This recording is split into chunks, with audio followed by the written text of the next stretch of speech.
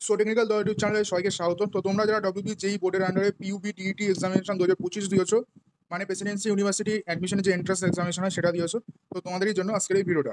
তো আজকে কিছুক্ষণ আগে, কিছু মিনিট আগেই কিন্তু ডব্লিউবি জেই বোর্ডের তরফ থেকে অফিসিয়াল ভাবে জানানো হলো তোমাদের যেটা পিইউবি ডিইটি এক্সামিনেশনের রেজাল্ট সেটা কবে প্রকাশিত হতে চলেছে। তো আজকের এই ভিডিওতে তোমাদের সমস্ত ইনফরমেশন দেবো এই নোটিশে কি বলা হচ্ছে।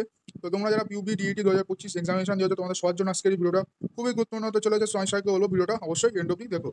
তো নোটিশটা দেখে নাও, এই নোটিশটা কিন্তু অফিসিয়াল ভাবে ডব্লিউবি জেই বোর্ডের তরফ থেকে দেওয়া হয়েছে, ঠিক আছে। ডেটটা দেখে নাও, আজকের ডেট আছে 3 আগস্ট 2025। তো এখানে নোটিশে কি বলা হচ্ছে দেখো, notice for publication of result PUB DET 2025। তো এখানে ভেতরে দেখে নাও কি বলা হচ্ছে, this is for information to all concern that after incorporation of the social category responses.